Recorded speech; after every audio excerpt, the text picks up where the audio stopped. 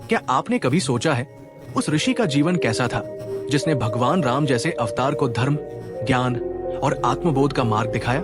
वो ऋषि जो ब्रह्मा जी के मन से उत्पन्न हुए, जिनकी वाणी में वेदों की ध्वनि थी और जिनका तेज देवताओं तक को नत करता था, वही है महर्षि वशिष्ठ। आज हम आपको ले चलेंगे उस दिव्य यात्रा पर जहाँ एक ऋषि का जीवन ब्रह्मा के ज्ञान से जुड़ता है, जहाँ शक्ति और शांति का संगम होता है और जहाँ हर शब्द आत्मा को छू जाता है। ये है महर्षि वशिष्ठ की अमर कथा, जो केवल एक जीवन नहीं बल्कि सत्य, तप और आत्मज्ञान का प्रतीक है।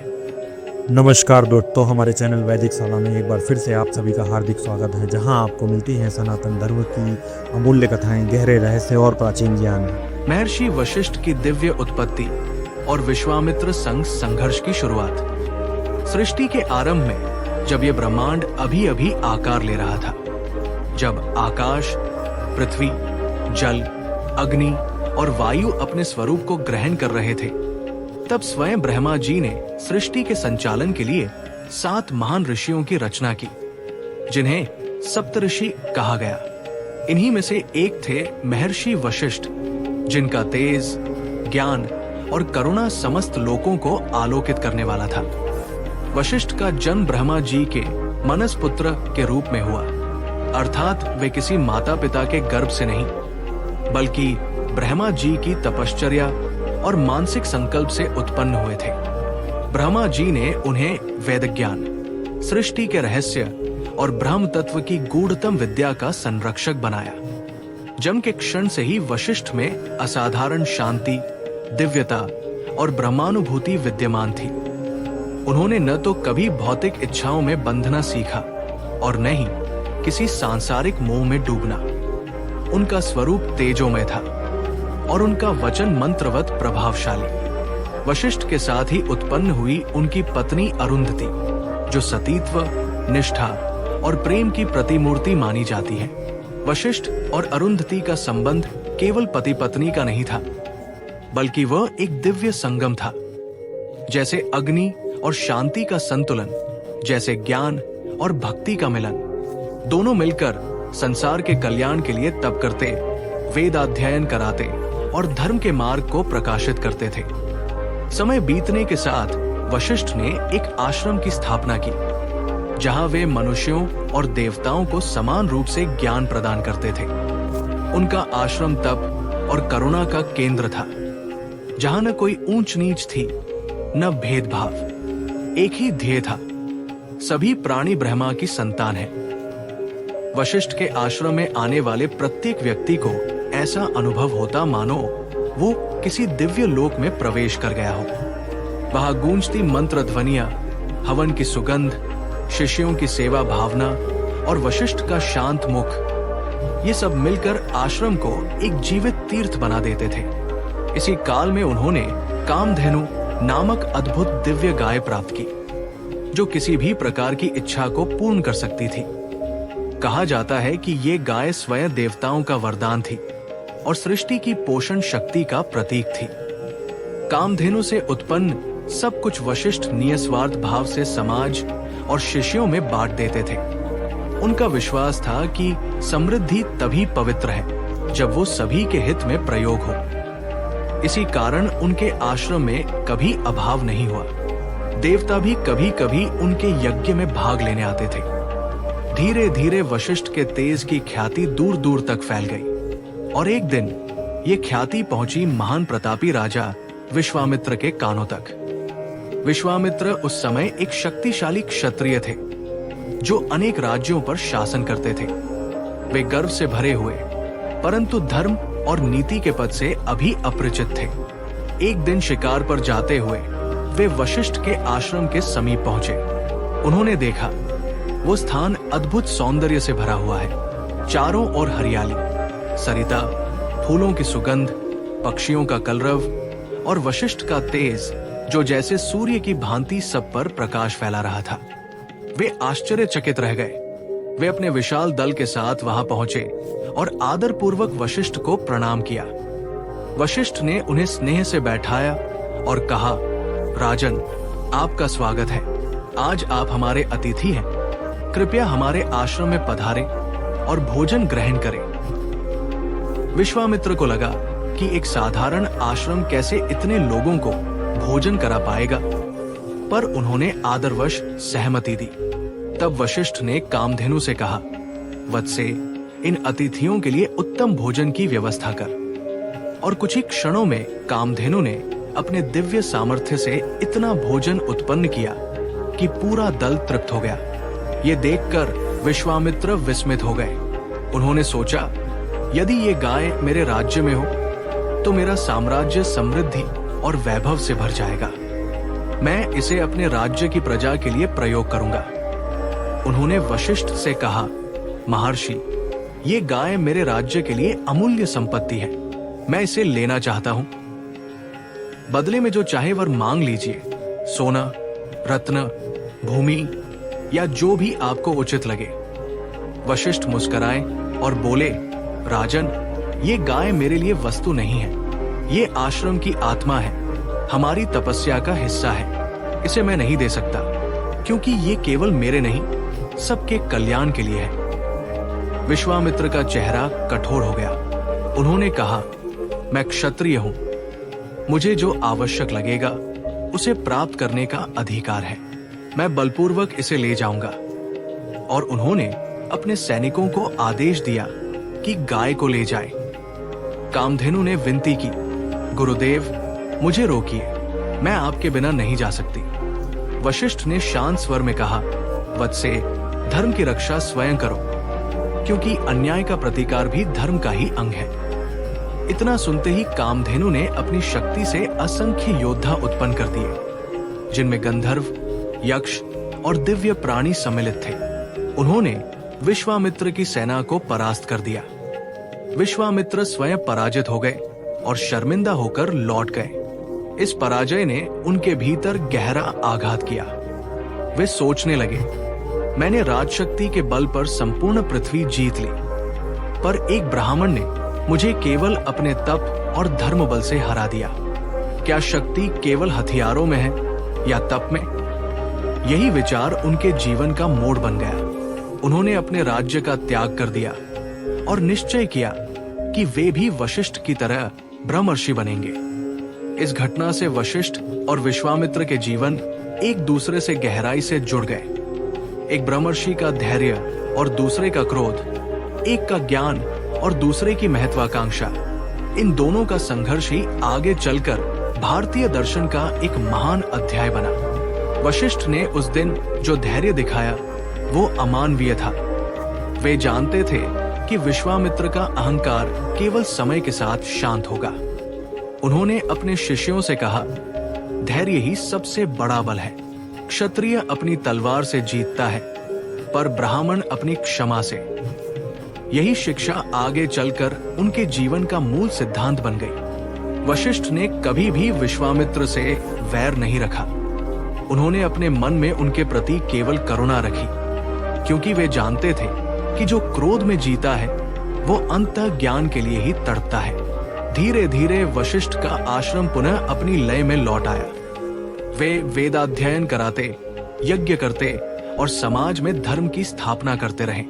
उन्होंने अपने जीवन से ये दिखाया कि सच्ची शक्ति हथियारों में नहीं, बल्कि आत्म संयम में है। कामधेनु की कथा केवल एक घटना नहीं, बल्कि ये प्रतीक है उस सत्य का कि जो व्यक्ति ईमानदारी से धर्म का पालन करता है, उसके लिए स्वयं प्रकृति भी सहायता बन जाती है। वशिष्ठ का जीवन सिखाता है कि ब्रह्म ज्ञान पाने के लिए त्याग और संयम ही मार्ग है। विश्वामित्र और वशिष्ठ का द्वंद्व, तपस्या और ब्रह्म तेज की परीक्षा।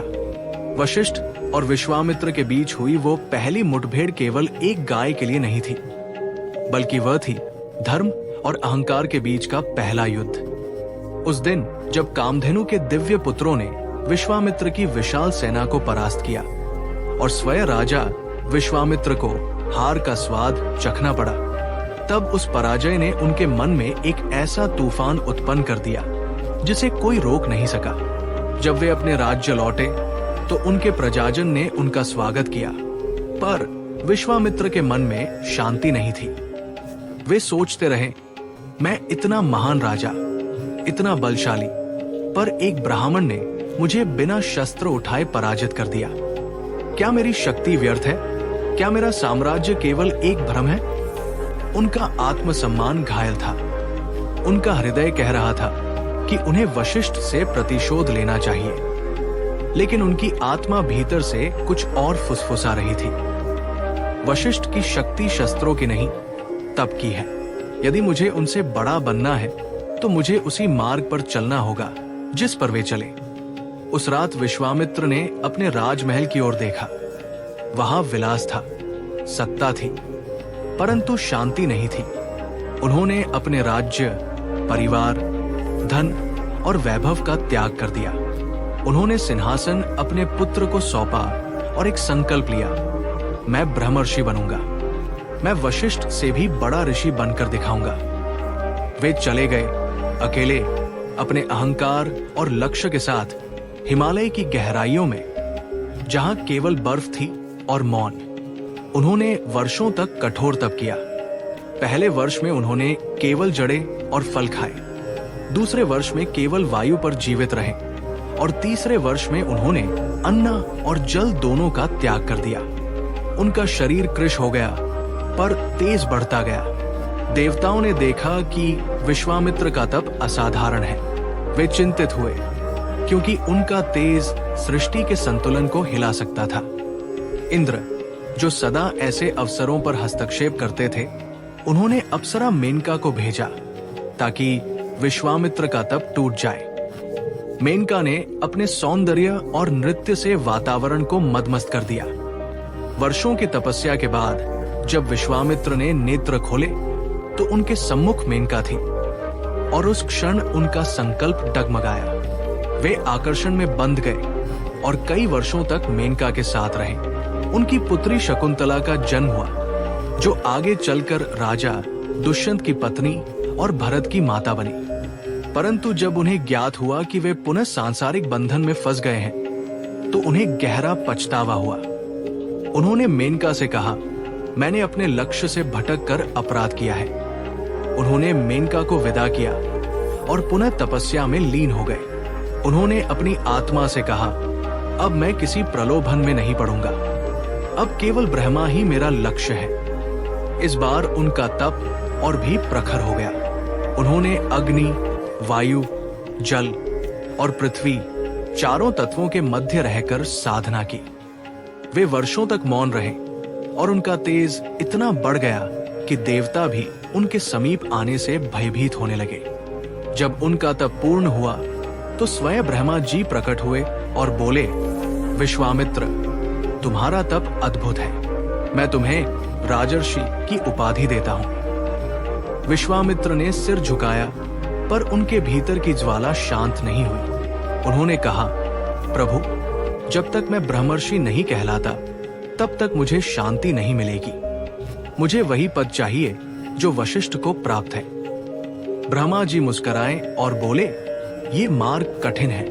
ब्रह्मर्षि का पद केवल तप से नहीं, करुणा, क्षमा और अहंकार त्याग से मिलता है। तुम्हारे भीतर अभी भी क्रोध की ज्वाला जल रही है। जब तक तुम उसे शांत नहीं करते, तब तक तुम्हें ब्रह्मर्षित्व नहीं मिल सकता। ये सुनकर विश्वामित्र ने निश्चय किया कि वे अपने भीतर के हर दोष को मिटाएंगे, लेकिन नियति ने उन्हें बार बार परखा। एक बार वे एक वृद्ध तपस्वी के पुत्रों को शाप देने से स्वयं को रोक नहीं पाए, क्योंकि उन्होंने उनका अपमान किया था। फिर भी वे आगे बढ़ते रहे। उन्होंने हर परीक्षा से कुछ सीखा। उन्होंने समझा कि ज्ञान का मार्ग केवल कठोर साधना नहीं, बल्कि हृदय की शुद्धता है। एक दिन वे पुनः वशिष्ठ के आश्रम पहुंचे। इस बार उनका मन शांत था, लेकिन भीतर कहीं एक चाह अब भी जल रही थी। क्या वशिष्ठ मुझे बराबर मानेंगे? उन्होंने आदरपूर्वक वशिष्ठ को प्रणाम किया। वशिष्ठ ने उन्हें आशीर्वाद दिया और कहा, विश्वामित्र, तुम्हारा तेज अद्भुत है। अब तुम राजर्षि नहीं, महर्षि हो। ये सुनकर विश्वामित्र को प्रसन्नता हुई, परंतु उन्होंने पूछा, गुरुदेव, क्या मैं अब ब्रह्मर्षि कहलाने योग्य नहीं? वशिष्ठ ने शांत स्वर में कहा, वत्स, अभी तुम्हारे भीतर थोड़ी सी आसक्ति और द्वेष शेष है। जब तुम अपने भीतर के क्रोध को पूर्णतः शांत कर दोगे, तब तुम स्वयं ब्रह्मर्षि कहलाओगे। विश्वामित्र ने प्रणाम किया और कहा, यह मेरा अंतिम लक्ष्य होगा। उन्होंने पुनः तप आरंभ किया और इस बार उन्होंने अपने मन पर विजय प्राप्त करने का प्रयास किया। उनकी परीक्षा बार बार होती रही। कभी कोई राजा उनसे सहायता मांगने आता, कभी देवता उनकी शक्ति का परीक्षण करते।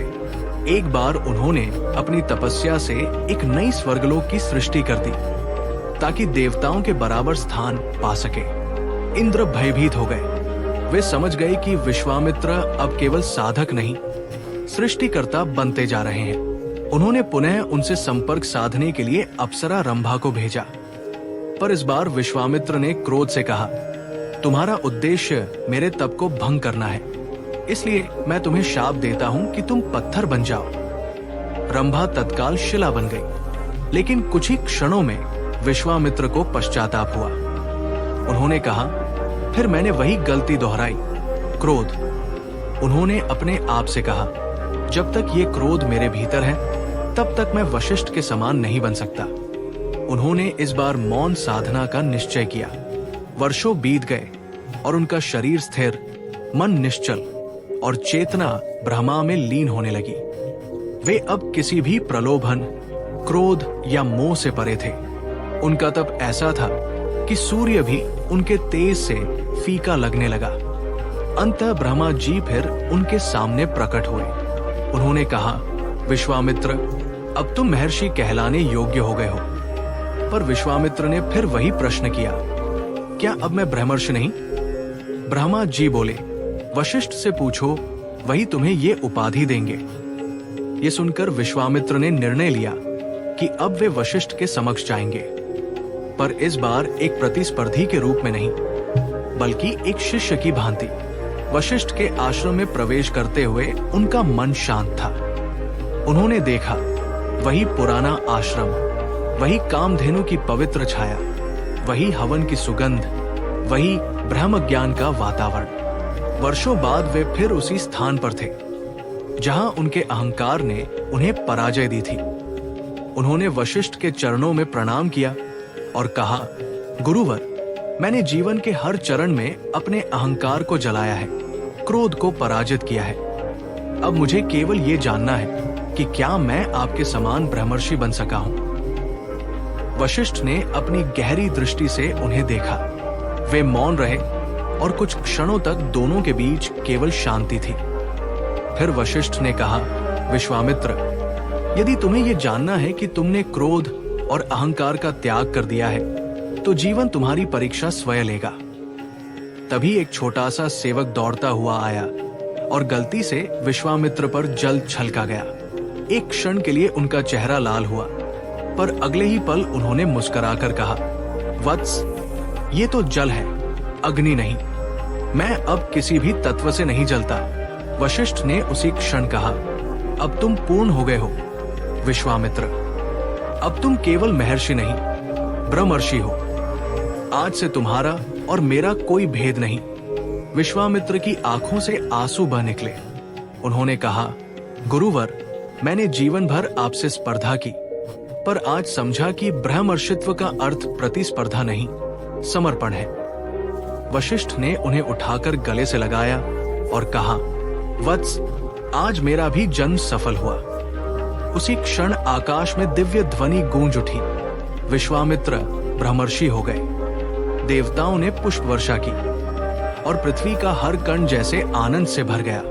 ये केवल एक ऋषि की विजय नहीं थी, ये मानव की आत्मा की विजय थी, जो संघर्ष, अहंकार और क्रोध के मार्ग से होकर ज्ञान, करुणा और समर्पण तक पहुंची थी। वशिष्ठ और विश्वामित्र दोनों अब एक ही पथ के यात्री थे। एक वह जिसने सदा शांति में ज्ञान पाया और दूसरा जिसने तूफान में स्थिरता खोजी। दोनों की कहानियां अब एक हो चुकी थी। भगवान राम के गुरु, धर्म और ज्ञान का प्रकाश। महर्षि वशिष्ठ का जीवन जितना विशाल था, उतना ही गहरा और अद्भुत भी। समय की नदी में जब अयोध्या के सूर्यवंशी वंश का तेज चमक रहा था, तब वही तेज एक ऐसी ज्योति से संचालित था जो स्वयं ज्ञान का सूर्य थी, और वो ज्योति थी महर्षि वशिष्ठ। वे न केवल राजा दशरथ के कुलगुरु थे, बल्कि सत्य, धर्म और अध्यात्म के सर्वोच्च शिक्षक भी। कहते हैं, जब अयोध्या नगरी में राजा दशरथ ने यज्ञों, अनुष्ठानों और धर्म कर्मों से राज्य को समृद्ध किया, तब भी उन्हें एक ही दुख था कि उनके कोई संतान नहीं थी। दशरथ ने इस दुख को लेकर अनेक तप, अनुष्ठान और देव पूजन किए, परंतु कोई फल नहीं मिला। तब महर्षि वशिष्ठ ने उन्हें धर्म मार्ग दिखाया और कहा, राजन, तुम्हारी भक्ति निष्फल नहीं जाएगी। पुत्रेष्टि यज्ञ ही तुम्हें संतान प्रदान करेगा। उसी वशिष्ठ के मार्गदर्शन से ऋष्यशृंग के सहयोग से पुत्रेष्टि यज्ञ संपन्न हुआ और फलस्वरूप अयोध्या में 4 पुत्रों का जन्म हुआ, राम, भरत, लक्ष्मण और शत्रुघ्न। उस क्षण जब अयोध्या में उल्लास छा गया, वशिष्ठ ने कहा, यह केवल एक राजवंश का उत्सव नहीं, बल्कि धर्म के युग का पुनर्जन्म है। उन्होंने नवजात राम को गोद में उठाकर देखा और उनके नेत्रों में ब्रह्मा का प्रकाश झलक उठा। उन्हें उसी क्षण ज्ञात हो गया कि ये बालक कोई सामान्य नहीं, स्वयं विष्णु का अवतार है, जो धर्म की स्थापना के लिए धरती पर अवतरित हुआ है। बालक राम जब बढ़ने लगे, तब वशिष्ठ उनके संस्कारों के रक्षक बने। उन्होंने उन्हें वेद, उपनिषद, नीति, धर्म, धनुर्वेद, व्याकरण, संगीत, योग और आत्मज्ञान सभी का ज्ञान दिया। परंतु वशिष्ठ केवल शिक्षक नहीं थे, वे एक मार्गदर्शक, एक पिता तुल्य आचार्य थे, जो हर समय ये ध्यान रखते थे कि राम और उनके भाइयों में केवल ज्ञान नहीं, बल्कि करुणा और विवेक भी बढ़े। वशिष्ठ ने सिखाया, राजा वही जो पहले स्वयं को जीते, फिर प्रजा को जीते। जो अपने मन को जीत लेता है, वही सच्चा विजेता है। उन्होंने ये भी बताया कि शक्ति का अर्थ केवल शौर्य नहीं, बल्कि संयम है। उनके शब्दों में, जिसके भीतर धर्म है, उसके पास अजेय शक्ति है। समय बीता और बालक राम में अद्भुत तेज फैलने लगा। एक दिन जब ऋषि विश्वामित्र अयोध्या आए, तो उन्होंने दशरथ से कहा कि उन्हें मारीच और सुबाहु जैसे राक्षसों से रक्षा हेतु 2 बालकों की आवश्यकता है। दशरथ पहले तो संकोच में थे, लेकिन वशिष्ठ ने उन्हें समझाया, राजन, भय मत करो। विश्वामित्र कोई साधारण ऋषि नहीं है और राम का भाग्य भी कोई सामान्य नहीं। ये कार्य केवल वही कर सकते हैं जिन्हें स्वयं ईश्वर ने भेजा है। दशरथ ने गुरु वशिष्ठ के वचनों को सत्य माना और राम व लक्ष्मण को विश्वामित्र के साथ भेजा। वशिष्ठ के इन वचनों ने राम के जीवन की दिशा ही बदल दी। यही वो क्षण था जब राम ने संसार के धर्म युद्ध की पहली झलक देखी। राम और लक्ष्मण जब ताड़का, मारीच और सुबाहु जैसे राक्षसों का वध कर लौटे, तब अयोध्या में अपार हर्ष था। परंतु वशिष्ठ का मन कहीं और केंद्रित था। उन्होंने राम से कहा, वत्स, अब तुम्हारे जीवन का अगला अध्याय आरंभ होता है। विवाह केवल एक सामाजिक बंधन नहीं, बल्कि आत्माओं का मिलन है। यही कारण था कि जब विश्वामित्र उन्हें मिथिला लेकर गए, तब वशिष्ठ ने आशीर्वाद दिया, जाओ, सीता तुम्हारे जीवन का धर्मपूर्ण आधार बनेगी। वो केवल पत्नी नहीं, तुम्हारी साधना का अंश होगी। और वही हुआ। सीता और राम का मिलन केवल प्रेम का नहीं, धर्म का प्रतीक बन गया। राजा जनक ने वशिष्ठ का अत्यंत सम्मान किया, क्योंकि वे जानते थे कि वशिष्ठ का ज्ञान सामान्य मानव की सीमा से परे है। उन्होंने कहा, गुरुदेव, आप जैसे ब्रह्मर्षि ही इस सृष्टि का संतुलन बनाए रखते हैं। वशिष्ठ ने उत्तर दिया, राजन, सृष्टि का संतुलन धर्म से नहीं, धर्मनिष्ठ व्यक्तियों से होता है। जब तक राजा धर्म पालक है, तब तक सृष्टि सुरक्षित है। विवाह उपरांत राम अयोध्या लौटे। दशरथ ने वशिष्ठ से कहा, गुरुदेव, अब मुझे लगता है मेरा जीवन पूर्ण हो गया। परंतु वशिष्ठ मुस्कुराए और बोले, राजन, जब तक जीवन है, धर्म का कार्य अधूरा नहीं। तुम्हारे पुत्रों के जीवन में भी अनेक परीक्षाएं हैं, और वही उन्हें संपूर्ण बनाएंगी। वे जानते थे कि आगे चलकर राम का जीवन केवल सुखों का नहीं बल्कि त्याग का होगा और उस त्याग का ही परिणाम होगा धर्म की पुनः स्थापना। एक दिन अयोध्या में महर्षि वशिष्ठ ने देखा कि राम बालकों के साथ खेलते हुए भी कितनी गहराई से हर घटना को देखते हैं। उन्होंने पूछा, वत्स राम, तुम मौन क्यों रहते हो? राम ने कहा, गुरुवर, इस संसार में जो कुछ घट रहा है वो मुझे अस्थिर लगता है। कभी सुख, कभी दुख, कभी जन्म, कभी मृत्यु। क्या ये सब स्थायी है? वशिष्ठ मुस्कुराए और बोले, हे राम, यही प्रश्न ही तुम्हें ब्रह्म ज्ञान की ओर ले जाएगा। जब तक मनुष्य ये नहीं पूछता कि मैं कौन हूं, तब तक वो केवल नाटक में पात्र है। जब वो ये जान लेता है कि वही नाटक का साक्षी है, तब वो मुक्त हो जाता है। राम के इस प्रश्न ने उनके जीवन का मोड़ बना। वशिष्ठ ने उन्हें आत्मज्ञान की शिक्षा देनी शुरू की। यही संवाद आगे चलकर योग वशिष्ठ के रूप में अमर हुआ। वशिष्ठ ने उन्हें बताया कि सृष्टि की रचना केवल भौतिक नहीं बल्कि मानसिक है। जो मन को जीत लेता है वो प्रकृति को भी जीत सकता है। उन्होंने कहा, हे राम, ये संसार केवल तुम्हारे मन का प्रतिबिंब है। जैसे जल में चंद्रमा दिखता है, वैसे ही मन में जगत दिखता है। जब मन शांत होता है तो प्रतिबिंब मिट जाता है और केवल चंद्रमा अर्थात आत्मा शेष रहती है। वशिष्ठ ने उदाहरण देकर समझाया, कल्पना करो, एक व्यक्ति स्वप्न में राजा बन जाता है, युद्ध करता है, जीतता है और प्रसन्न होता है, पर जैसे ही वो जागता है सब स्वप्न मिट जाता है। क्या वह राजा वास्तव में था? नहीं।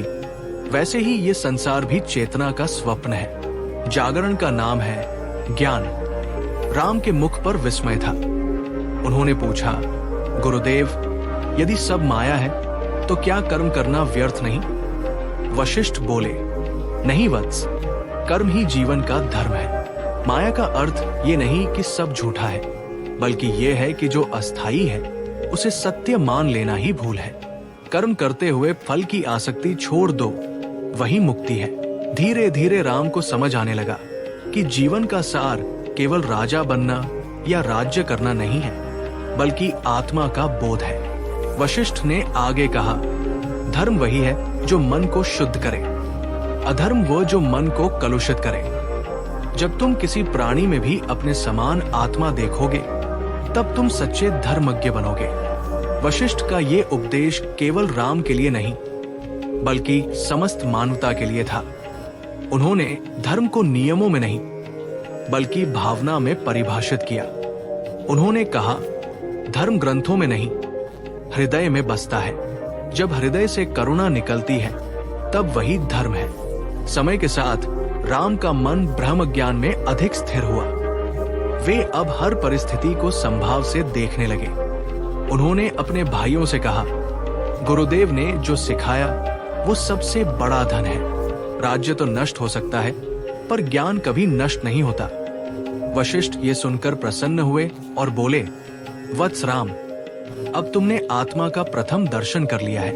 वशिष्ठ का ज्ञान केवल उपदेश नहीं था, वो उनके जीवन का अनुभव था। उन्होंने अनेक बार दुख, हानि, अपमान और असंतोष का सामना किया, पर हर बार वे अधिक शांत और गहन हुए।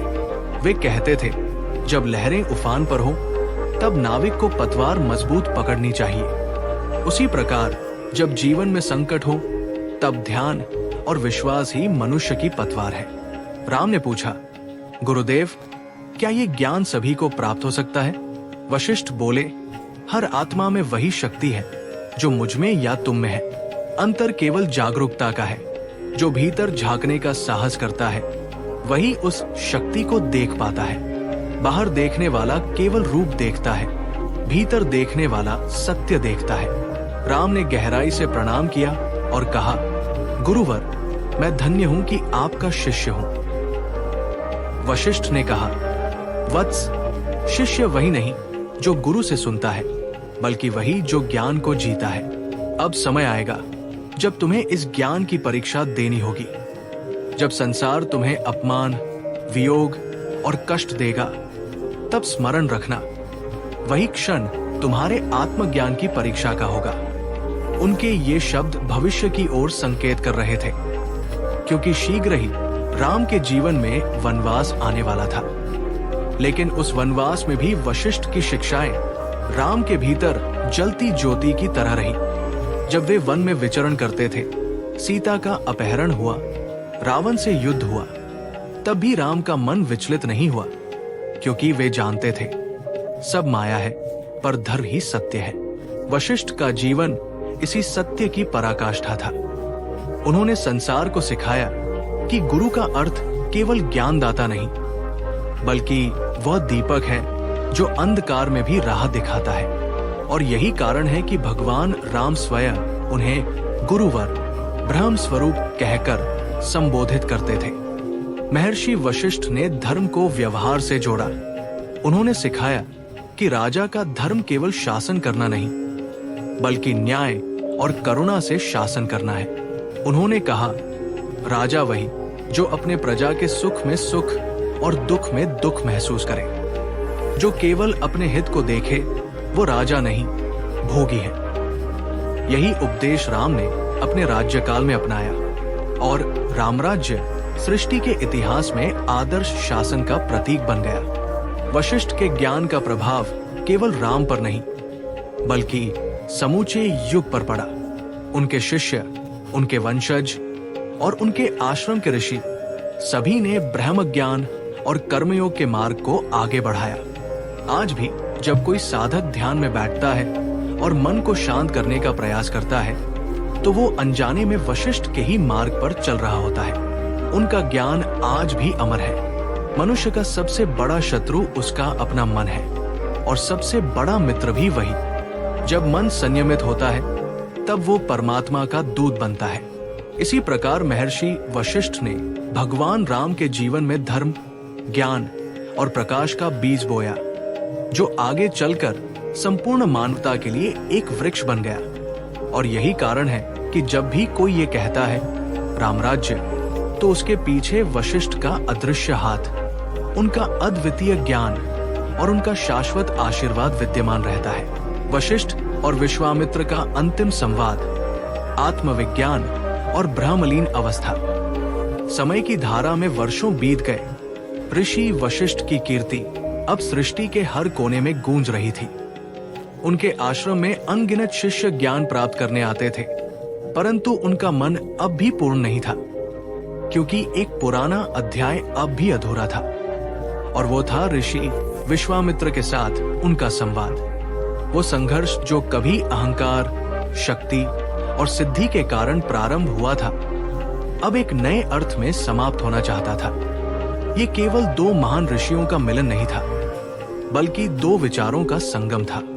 एक जो तप और शक्ति में विश्वास रखता था, और दूसरा जो ज्ञान और क्षमा में। महर्षि वशिष्ठ अब वृद्ध हो चुके थे, पर उनके चेहरे पर वही तेज, वही स्थिरता थी। उनका जीवन जैसे तप का मूर्त रूप बन चुका था। आश्रम में शांति थी, चारों ओर वेदपाठ की मधुर ध्वनि गूंज रही थी। एक दिन जब सूर्यास्त का समय था, तब अचानक एक दिव्य तेज आकाश से उतरा। वशिष्ठ ने अपनी ध्यानावस्था खोली और देखा कि वो कोई और नहीं, बल्कि उनके पुराने प्रतिद्वंदी और अब समान रूप से ब्रह्मर्षि पद को प्राप्त कर चुके विश्वामित्र थे। वशिष्ठ ने अपनी आंखें खोली और उनके होठों पर हल्की मुस्कान आई। उन्होंने कहा, आओ विश्वामित्र, तुम्हारा स्वागत है। अब समय ने हम दोनों को बहुत कुछ सिखाया है। विश्वामित्र ने उनके चरणों में प्रणाम किया और कहा, गुरुदेव, आज मैं आपके सामने किसी प्रतियोगी की तरह नहीं, बल्कि एक शिष्य की तरह आया हूं। मैंने वर्षों तक तप किया, सिद्धियां पाई, देवत्व का अनुभव किया, परंतु शांति नहीं पाई। अब समझ में आया कि ब्रह्मा का मार्ग शक्ति से नहीं, समर्पण से मिलता है। वशिष्ठ ने कहा, विश्वामित्र, ये सृष्टि का सबसे बड़ा रहस्य है।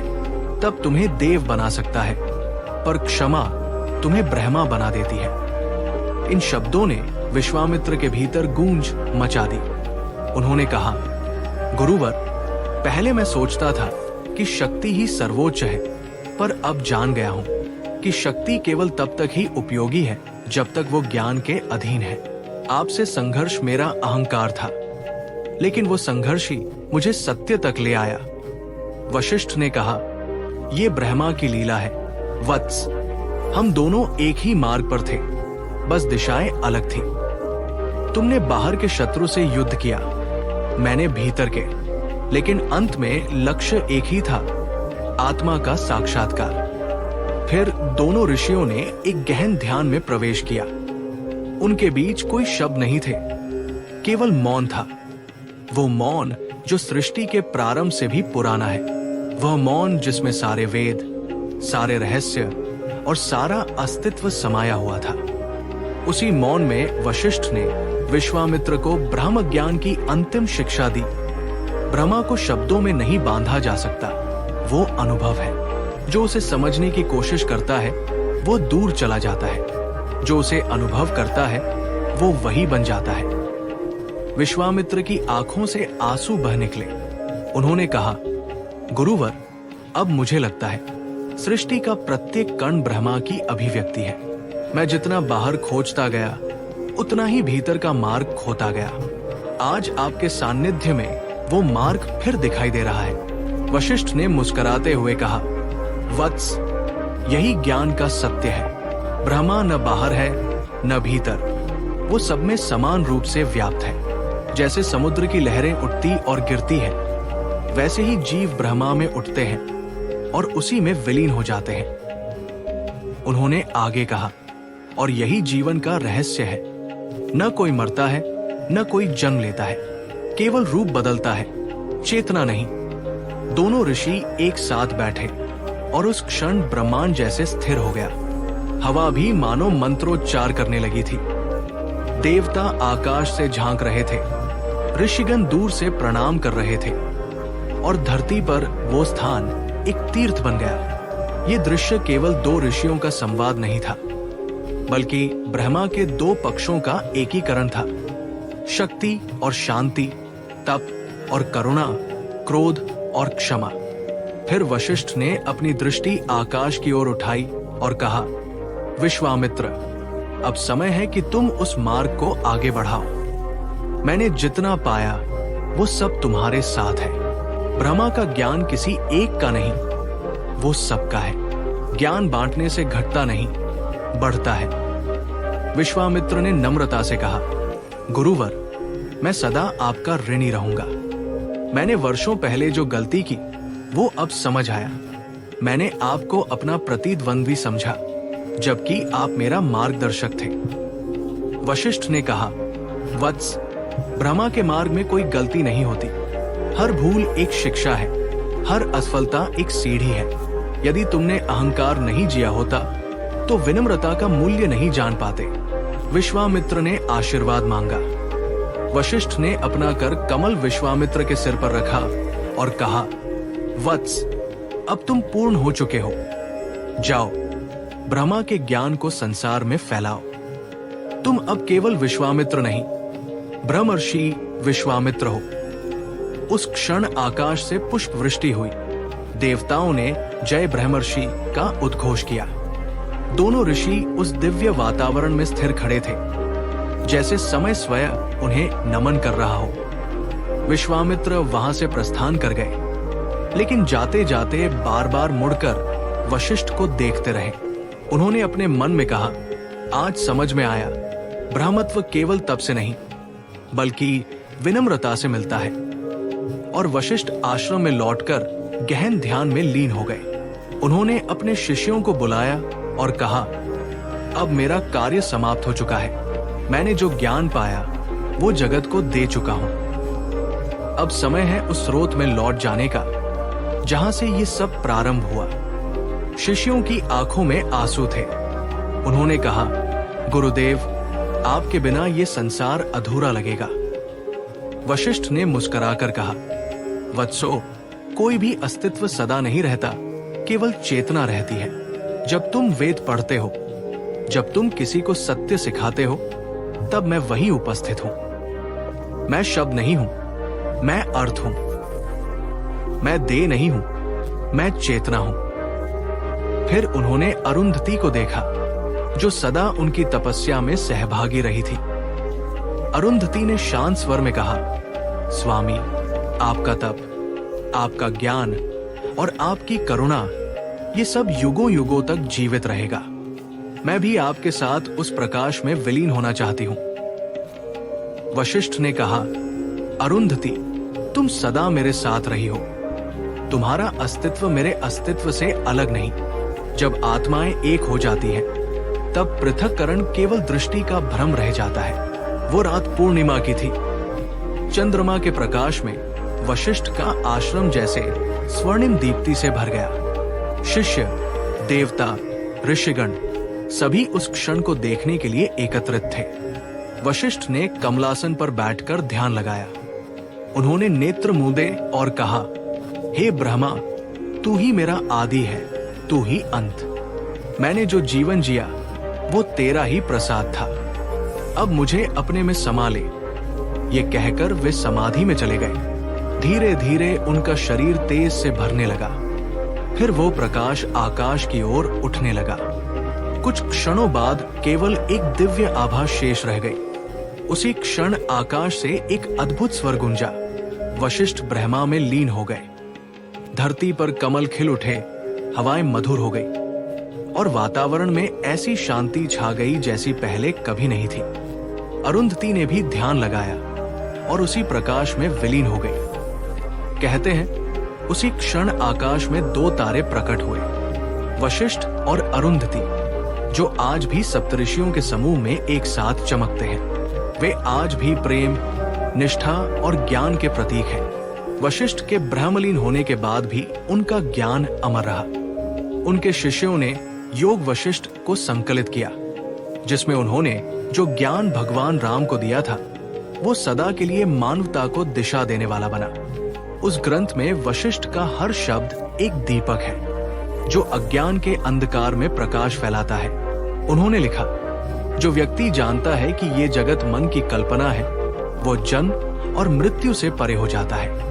वो सदा आनंद में रहता है, क्योंकि उसे ज्ञात है कि सब कुछ ब्रह्मा ही है। समय बीता, युग बदले, राजवंश बदले, किंतु वशिष्ठ का नाम कभी मिटा नहीं।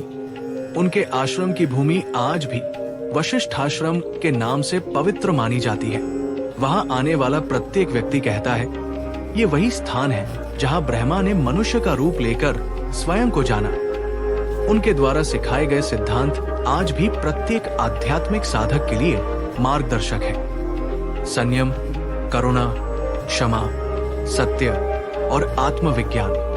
महर्षि वशिष्ठ ने हमें ये सिखाया कि ब्रह्मा की प्राप्ति किसी एक जाति, धर्म या स्थिति से नहीं होती, बल्कि हर उस हृदय से होती है जो निर्मल है।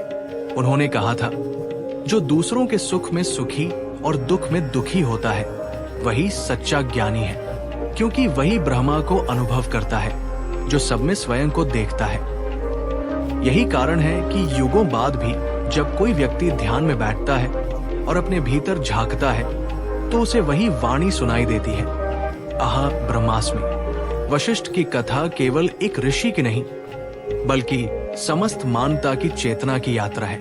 उन्होंने ये सिद्ध किया कि तपस्या केवल शरीर को नहीं, आत्मा को शुद्ध करती है, कि ज्ञान केवल पढ़ने से नहीं, अनुभव से आता है, और कि सच्ची विजय दूसरों पर नहीं, स्वयं पर होती है। उनके जीवन ने यह दिखाया कि जब मनुष्य अपने भीतर के क्रोध, मोह और अहंकार को त्याग देता है, तब वो स्वयं ब्रह्मा का अंश बन जाता है। और इस प्रकार समाप्त होती है महर्षि वशिष्ठ और विश्वामित्र की वो अनंत कथा, जो केवल एक युग की नहीं, बल्कि सभी युगों की आत्मा में गूंजती है। वो कथा जो सिखाती है कि जहाँ शक्ति नम्रता से मिलती है, वहाँ ब्रह्मा का उदय होता है। जहाँ ज्ञान करुणा से जुड़ता है, वहाँ धर्म की स्थापना होती है। और जहाँ वशिष्ठ जैसे गुरु होते हैं, वहाँ राम जैसे अवतार जन्म लेते हैं। यही वशिष्ठ की सबसे बड़ी विरासत है, ज्ञान का वह दीपक जो कभी बुझता नहीं, क्योंकि वह प्रकाश स्वयं ब्रह्मा का है और ब्रह्मा अनंत है। वशिष्ठ का ब्रह्म ज्ञान, राम के साथ संवाद और मोक्ष की अंतिम यात्रा। महर्षि वशिष्ठ के जीवन का सबसे गूढ़ और दिव्य अध्याय तब प्रारंभ हुआ जब भगवान राम अयोध्या के राजकुमार के रूप में उनके आश्रम पहुंचे। ये वो समय था जब राम बाल्यावस्था से युवावस्था की ओर अग्रसर हो रहे थे, परंतु उनके भीतर एक गहरी उदासी और वैराग्य की भावना थी। वे संसार की नश्वरता, जीवन की अनिश्चितता और कर्मों के परिणाम को लेकर विचलित थे। उन्होंने राजमहल की सुख सुविधाओं में कोई आनंद नहीं पाया। उनका हृदय प्रश्नों से भरा था। मैं कौन हूं? ये संसार क्यों है? क्या ये सब सत्य है या माया? इन प्रश्नों के उत्तर देने का दायित्व वशिष्ठ पर आया और यहीं से आरंभ हुआ एक ऐसा संवाद जो आगे चलकर योग वशिष्ठ के नाम से अमर हुआ। ये केवल एक ग्रंथ नहीं, बल्कि आत्मा के स्तर पर चलने वाली एक गहन यात्रा है जो मनुष्य को माया से मुक्त होकर ब्रह्मा के साक्षात्कार की ओर ले जाती है। महर्षि वशिष्ठ ने राम के मन की स्थिति को समझ लिया था। वे जानते थे कि ये वैराग्य किसी बालक की उदासी नहीं, बल्कि एक जागृत आत्मा की पुकार है। उन्होंने राम से कहा, वत्स राम, तुम्हारा ये वैराग्य तुम्हें मोक्ष के मार्ग पर ले जाएगा, परंतु तुम्हें अभी ब्रह्म ज्ञान की सीढ़ियां चढ़नी होंगी। पहले समझो कि ये संसार क्या है। इसके बाद उन्होंने एक लंबा उपदेश प्रारंभ किया जिसमें उन्होंने संसार, आत्मा, माया और ब्रह्मा के रहस्यों को विस्तार से समझाया। उन्होंने कहा, हे राम, ये संसार कोई बाहरी वस्तु नहीं, बल्कि तुम्हारे अपने मन की अभिव्यक्ति है। मन ही सृष्टि का निर्माता है और जब मन शांत हो जाता है तब संसार का अस्तित्व समाप्त हो जाता है। उन्होंने समझाया कि जैसे स्वप्न में हम असंख्य दृश्य देखते हैं, वैसे ही ये संसार भी चेतना का स्वप्न है। जब मन सोता है तब ये जगत दिखाई देता है और जब मन जागता है तब केवल ब्रह्मा शेष रहता है। राम ने पूछा, गुरुवर, यदि ये संसार माया है तो क्या कर्मों का कोई अर्थ नहीं? क्या हम केवल भ्रम में जी रहे हैं? वशिष्ठ मुस्कुराए। उनके चेहरे पर अपार करुणा थी। उन्होंने कहा, वत्स, माया का अर्थ ये नहीं कि संसार असत्य है। माया का अर्थ ये है कि जो वस्तु अस्थायी है उसे स्थायी समझ लेना अज्ञान है। ये संसार एक लीला है परमात्मा की और मनुष्य उसका एक पात्र है। कर्म आवश्यक है क्योंकि कर्म के बिना जीवन अधूरा है, परंतु फल की आसक्ति से मुक्त रहकर किया गया कर्म ही मुक्ति का द्वार खोलता है। जब तुम कर्म करते हुए अपने अहंकार को त्याग देते हो तब वही कर्म ध्यान बन जाता है। वशिष्ठ ने उदाहरणों के माध्यम से ब्रह्म ज्ञान को सरल बनाया। उन्होंने कहा, जिस प्रकार सूर्य के उदय से अंधकार मिट जाता है, उसी प्रकार आत्मज्ञान से अज्ञान समाप्त हो जाता है। जब तुम जान लेते हो कि मैं शरीर नहीं हूँ, मैं मन नहीं हूँ, बल्कि मैं वह चेतना हूँ जो सबको जानती है, तब तुम ब्रह्मा को अनुभव करने लगते हो। उन्होंने ये भी कहा कि ब्रह्मा को केवल ज्ञान से नहीं, अनुभव से जाना जा सकता है। जब तुम्हारा मन पूरी तरह शांत, निर्मल और निरहंकारी हो जाता है, तब ब्रह्मा तुम्हारे भीतर प्रकट होता है। ब्रह्मा बाहर कहीं नहीं, वो तुम्हारे ही अंतःकरण में है। राम ध्यान पूर्वक सुन रहे थे।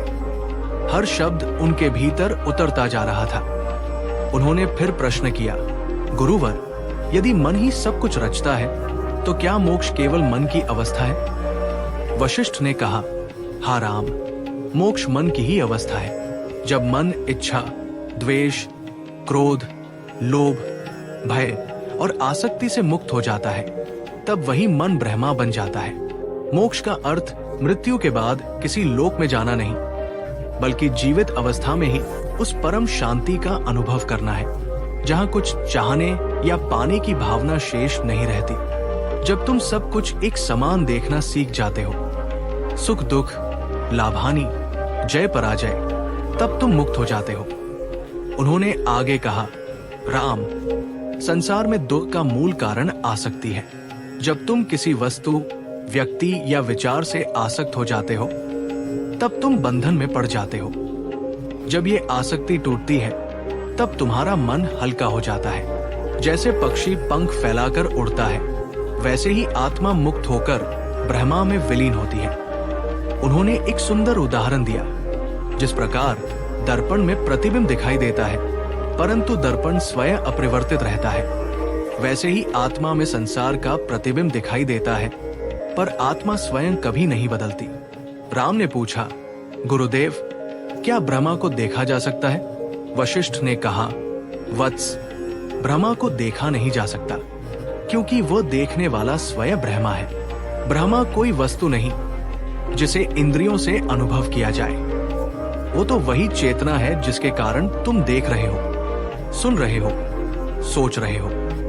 जब देखने वाला और देखा गया दोनों का भेद मिट जाता है, तब केवल ब्रह्मा शेष रह जाता है।